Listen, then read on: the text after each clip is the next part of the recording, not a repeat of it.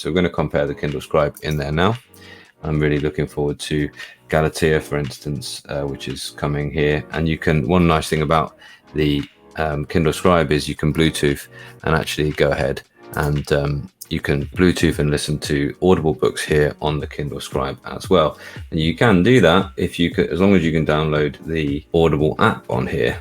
And you can download, I have downloaded the Kindle app, and let's watch it work just perfectly here on this device. So, you know, you can do the things. You can, here's all of my Kindle books. Here's the one that I'm currently sort of partway through. A really interesting book here about storytelling in classrooms. And yes, I do want to sync to my furthest forward that I'm reading on another device. This is an app designed for an LCD screen rather than an app designed for an e-ink screen. So it's not always going to be perfect, but it's good enough. You can still read Kindles on here. The Kindle Scribe, however, is clearly just purely designed for reading. So this is the comparison if you're looking for a large screen, but with some extra features for learning. So a large screen reader, but some extra features for learning. And because this is a balanced device, this can be a good large screen reader. I don't know why they decided to bring this. I found the recent, where was that? Just from there? Who knows where that gesture is? This is a balanced device. One thing you can use it for is a nice reader with very little distractions, but with some extra features for learning. I really thought though that when the Kindle came that they were going to really ace that Microsoft integration. But the Microsoft integration is quite limited in that you can essentially just send things from Word down to the device and you can then annotate a little bit on them, but they basically come through as a flat-ish PDF. Okay, and you can annotate on them and then you can save them and export them as a sort of PDF as well. And then you can work on that same file, but it won't be anything saved up to that file. There's no two-way sync going on here with the Word integration. Now that was really where I thought this device would go, and it would be wonderful if it could go there one day and actually have a sort of mix on here between the Fire OS. This is a really nice reader, and I've scored it the highest out of all the reading devices that I've looked at here.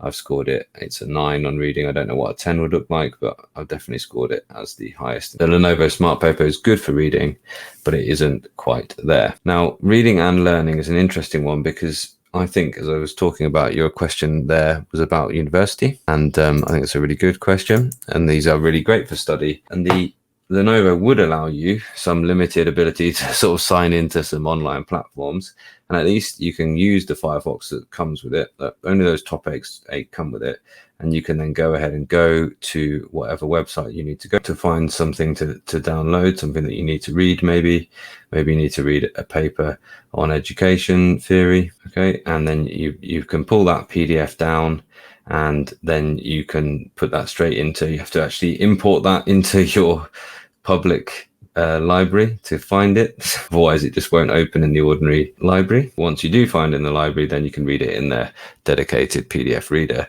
whereas the Kindle has this massive library of writings that are available. And especially enjoy the Kindle Unlimited because it just means that you can just start so many books and not really matter about sort of whether you're actually going to finish them all or not. So you kind of just, you can dive in and you can use this amazing, I really enjoyed the ability to do the X-ray. Anyway, you can use X-ray and you can sort of dive into Kindle books very easily and get some good knowledge out of it without sort of dedicating 8 hours to reading the whole thing. You can actually go in and get a lot of information out with half an hour using the X-ray and using the popular highlights. So I really do like that about it.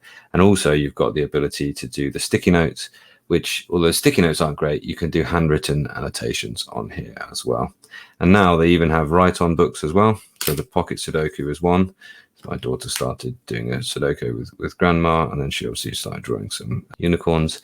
But actually now they have write-on books, and these are going to be more for things like this, puzzle books. And then they're also going to be things like study guides, I don't doubt, in the future as well, and sort of self-help kind of journals and things. So there is an interesting future for reading and learning here on the Kindle Scribe as well. Innovation and creation, I've actually put the Lenovo higher. One thing it does have in its good Note app. The Note app is good. It does have layers, which the Kindle Scribe does not have layers. I'm feeling a little bit laggy this time. I hadn't noticed that before, but it does have layers. So you could actually do a nice bit of drawing and then add another layer on top. And then I'll do that now. So I've done my pencil layer here, for instance. Now I can add another layer above that previous one. I don't understand why it feels the need to show me a little progress bar every time it does that. And now I can add some ink. So I can use a fine liner, fill in that to maybe start to put some darker lines on top and start to sort of build up the layers of tone on my drawing. And if I don't like any of them, I can just rub out that layer, about what's on that layer without affecting what is on the layer beneath. See that? Okay, so that's good. And I hope they will bring, I'm sure they will actually bring layers to the Kindle Scribe shortly afterwards. But there's that. The reading app just absolutely blows away the competition. The Kindle is a great reader with a great library, and there's just absolutely nothing wrong with it. You can obviously use that, but the current reading app that is on the Lenovo is half-baked at best. The pen and screen feel, I've put them roughly equal, although I've put the screen feel on the Lenovo Smart Paper slightly ahead of the Kindle Scribe. I think that's correct. I think this is a really good screen feel. Okay, this is a really nice screen feel, and the pens are the same in terms of their sort of nibs and things like that, but the Kindle Scribe screen feel is not quite as good, I would suggest. It's not quite as good compared to the Lenovo. A little bit smoother. This is a little bit rougher. So if you're into your screen feels, there is some saving grace there on the Lenovo, but it's not by much. This is a great screen feel. And then hardware features, they're roughly equal simply because the Kindle Scribe does have the 300 dot per inch screen. The Lenovo doesn't have that amazing screen, but it does have things like the microphones, which are very nice if you want to record parts of your meeting, etc.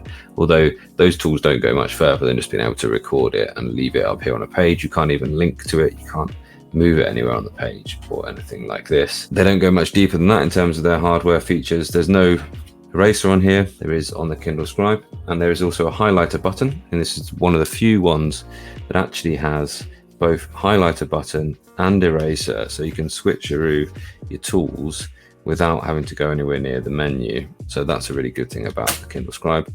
They both have dimming lights as well, automatic dimming lights. I'm pretty sure that's correct about this one, which is a very nice thing to have. And lastly, customer service. I put the Kindle Scribe reasonably high on there because they are good at managing returns, and I haven't got much of an experience with Lenovo. What I find with Lenovo is I find it difficult to get in contact with a person. I've been trying to contact them, reach them out in the hope that they might send me this to try rather than me buy it as I did.